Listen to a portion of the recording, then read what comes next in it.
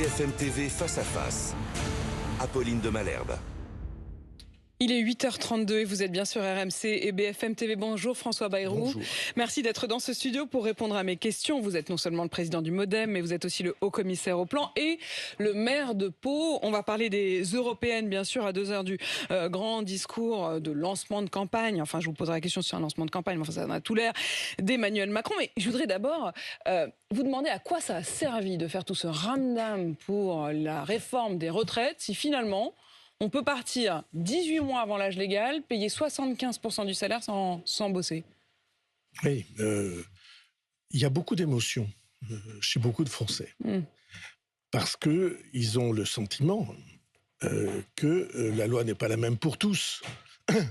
Et que les grandes réformes qu'on conduit, il y a des places fortes qui peuvent s'en abstraire. Je vais préciser les choses. Il s'agit d'un accord conclu avec les contrôleurs de la SNCF qui ont donc obtenu une forme de dérogation à la loi de réforme des retraites. Les syndicats disent d'ailleurs que c'est une forme de vengeance, de revanche sur la réforme des retraites, puisqu'ils pourront donc partir 18 mois avant l'âge légal avec 75% du salaire.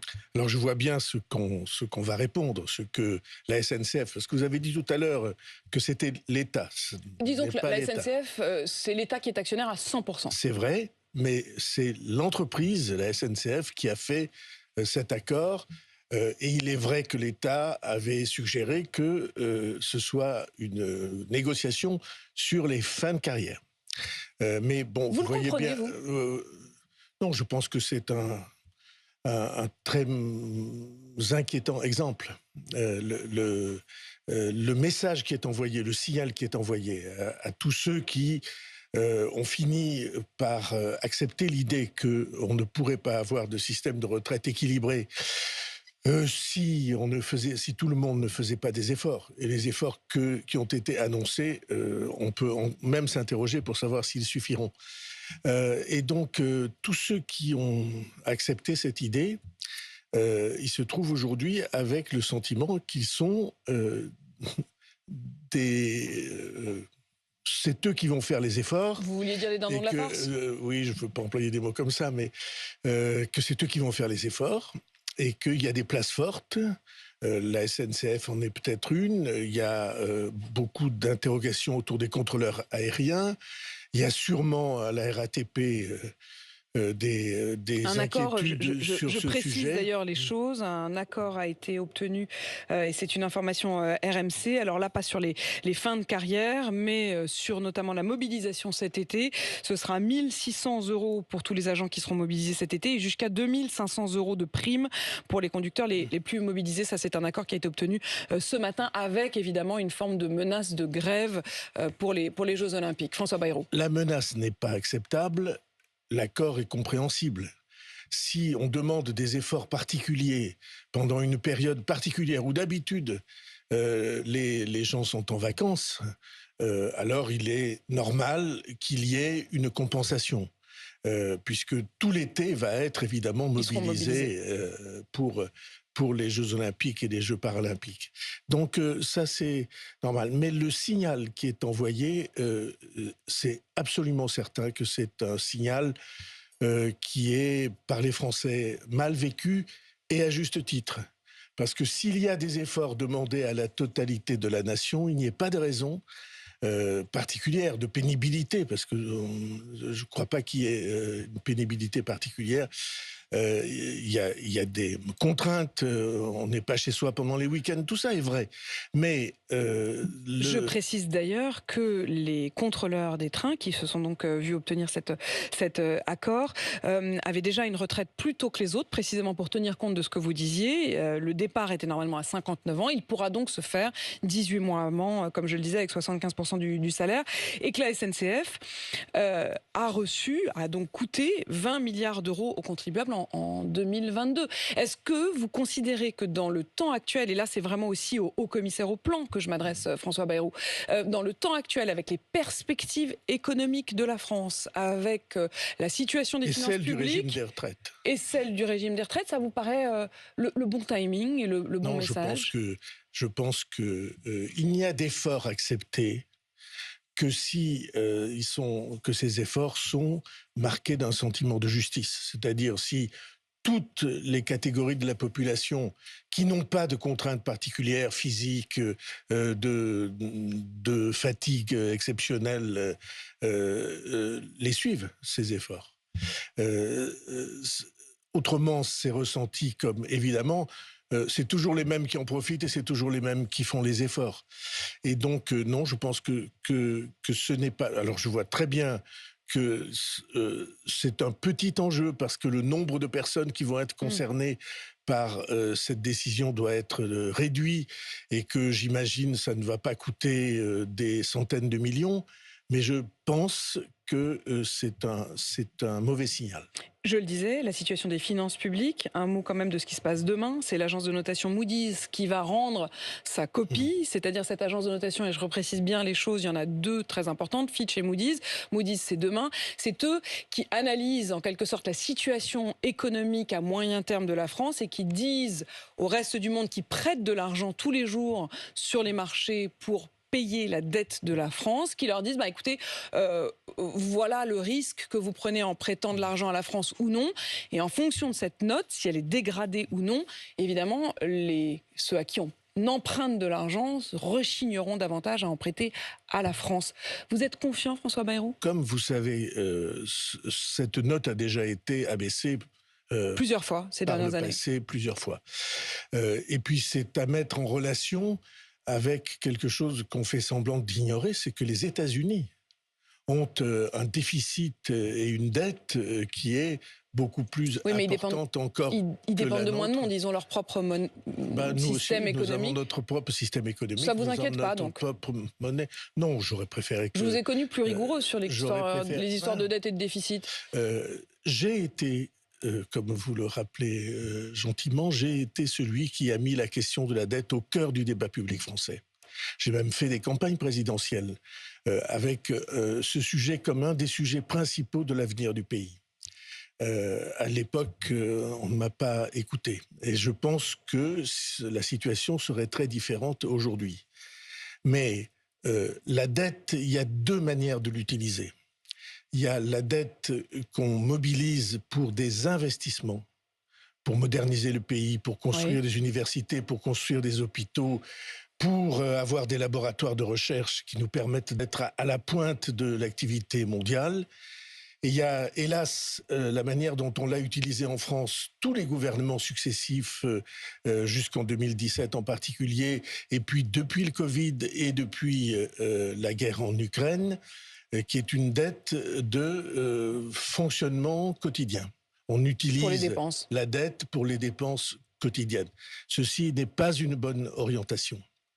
La bonne orientation, c'est de mobiliser notre capacité d'emprunt pour équiper le pays et en faire un pays productif, moderne, capable de faire naître la planification des richesses. Ça sert à ça.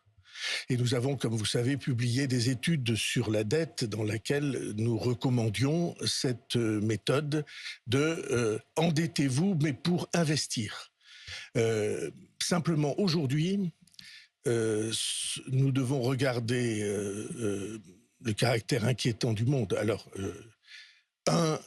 Poutine a déclenché l'entrée dans un cycle nouveau qui est la loi du plus fort. C'est... la loi du plus fort militaire et toutes les autres lois du plus fort qui font que l'Europe se trouve aujourd'hui dans une situation précaire. Et j'imagine que c'est ce que va dire le président de la République. Précisément, est-ce que ce n'est pas c'est-à-dire c'est une des raisons invoquées pour effectivement cette dérive en quelque sorte budgétaire et cette mauvaise conjoncture internationale, mais c'est aussi un moment où on aurait encore plus besoin d'être solide financièrement.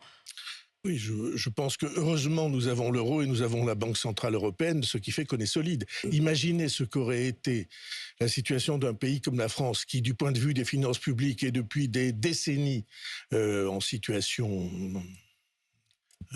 fragile, si la vague de l'inflation était arrivée et que nous avions nos seules épaules pour y résister. Les efforts promis, c'est-à-dire 20 milliards d'économies ou en tout cas de non-dépenses qui étaient promises et qui ne seront finalement plus versées cette année et des efforts encore supplémentaires l'an prochain sans augmenter les impôts, ça vous paraît la bonne recette ?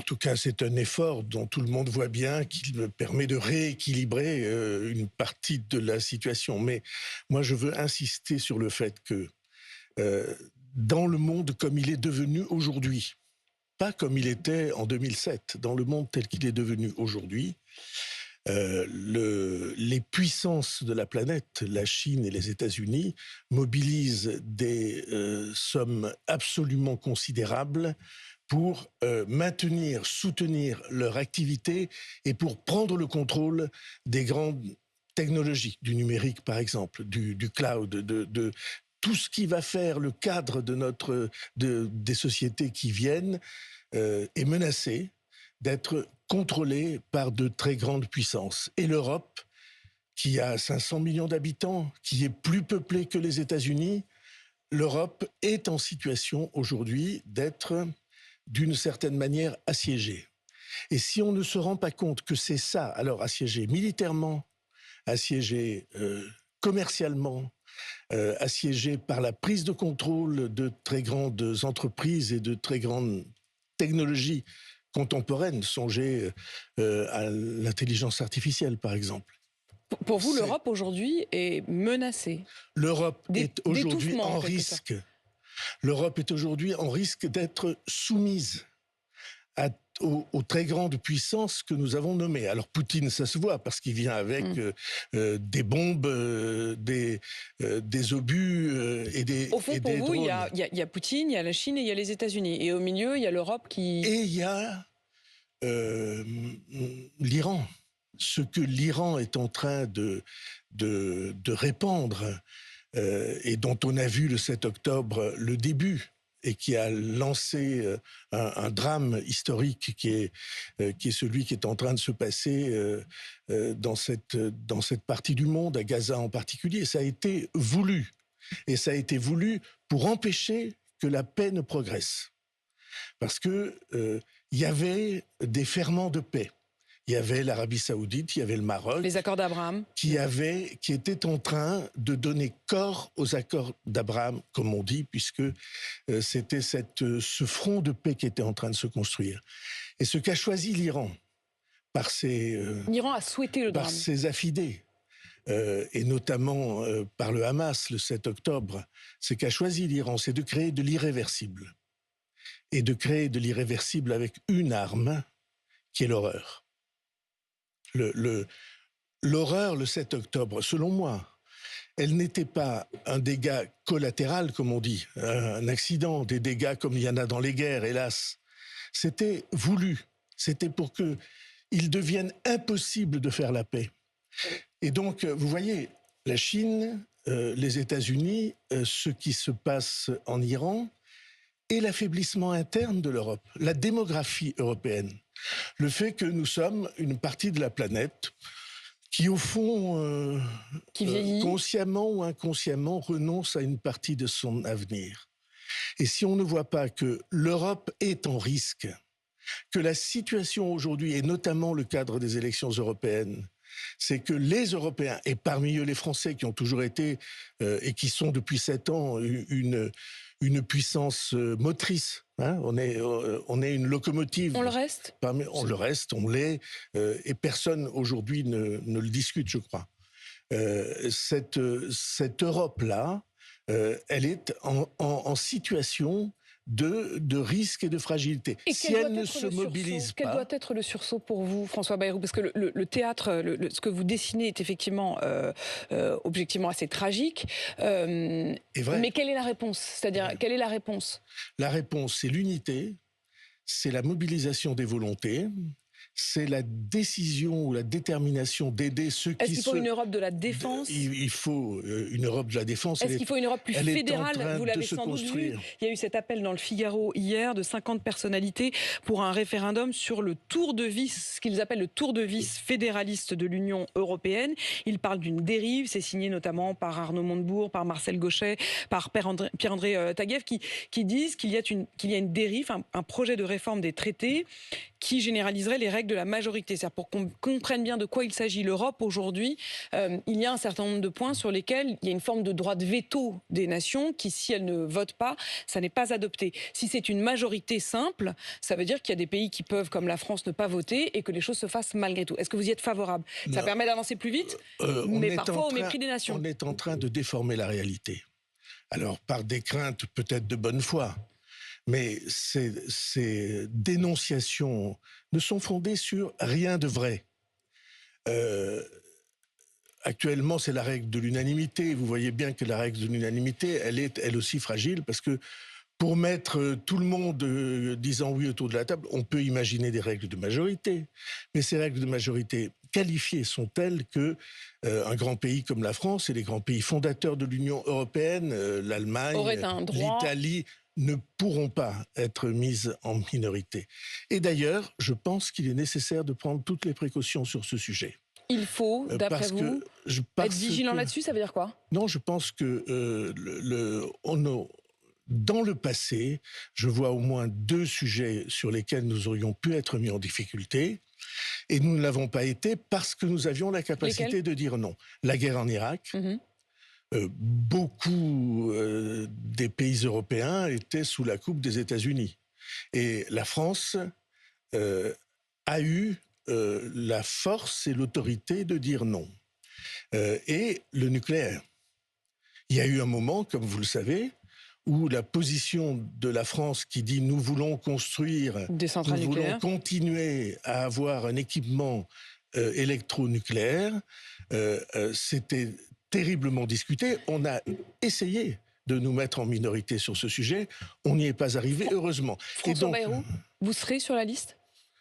Si j'ai dit au président de la République, si on me le demande, si on me le demande, non, mais rassurez-vous, c'est pas pour être dans la partie éligible de la liste. C'est bizarre d'ailleurs ça. Pardon, François Bayrou, moi j'ai beaucoup de mal à comprendre ça. En fait, on nous dit pas qui seront les éligibles, mais par contre on nous dit qui seront les non éligibles. C'est pour faire de la figuration. Non. Là encore, pour l'instant, on n'a ni les numéros 2, ni les numéros 3, ni les numéros 4 de la liste. Ça va venir. Et les autres non plus. Et donc. Les autres listes ont commencé à donner. Il y aura naturellement dans les jours qui viennent une publication de listes et c'est normal, mais la liste a voulu attendre le discours du président de la République qui n'est pas à strictement parler un discours de campagne, qui est une adresse à la nation. C'est une interpellation du pays en disant, j'imagine en tout cas... Le sursaut auquel vous-même vous appelez, François Bayrou. Le sursaut et la prise de conscience de la gravité de la situation. Jamais depuis 75 ans, l'Europe et nos pays n'ont été dans une situation de risque de déstabilisation aussi grande. Et ce sera à suivre d'ailleurs sur BFM TV en direct à 11h. Il me reste 2 minutes, j'ai 2 questions avec vous François Bayrou. Une sur les couvre-feux des mineurs, pour, contre? Si c'est nécessaire et s'il y a des quartiers dans lesquels la sécurité, et notamment la sécurité des enfants, n'est plus assurée le soir, les maires ont la légitimité de prendre des décisions de cet ordre. Deuxième question, sur la GPA. Le styliste Jacques Mus, en couple avec un homme, a annoncé la naissance de leurs jumeaux, vraisemblablement via une GPA, une gestation pour autrui. Marion Maréchal a réagi en disant « Où est la maman ?» Comment vous réagissez-vous ? La GPA est interdite en France. Et la GPA, on a annoncé depuis longtemps que ça ne pourrait pas être un sujet, en tout cas quand les responsables auront cette prise de conscience que vendre son corps pour donner naissance à un enfant, ça a quelque chose qui heurte le plus profond de ce que nous croyons. Et donc, la GPA, la porte n'est pas ouverte à la GPA. Il y a le cas particulier sur lequel j'essaie de faire attention, c'est le cas des enfants qui sont en France nés par GPA. Et ceux-là, on ne va pas les bannir. Hein. On ne va pas leur accrocher une étiquette.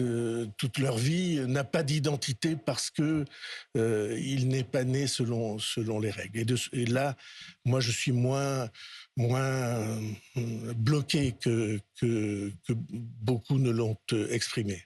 Et on sait bien, Marion Maréchal Le Pen, elle sait très bien qu'il y a, de par le monde, des grossesses qui sont conduites à leur terme comme ça, et parfois pour des raisons généreuses. Parce qu'une femme ne peut pas avoir d'enfant, sa sœur, il arrive quelquefois que sa sœur... et je ne suis pas... je suis pas à vouloir montrer du doigt des boucs émissaires comme ça. La GPA, c'est quelque chose que nous ne pouvons pas accepter. Mais le sort des enfants, moi, je ne suis pas pour les bannir à jamais. Merci François Bayrou d'avoir répondu à mes questions ce matin. Je rappelle que vous êtes le président du MoDem, haut commissaire au plan et maire de Pau. Merci à vous. Il est 8h52 sur RMC BFM TV.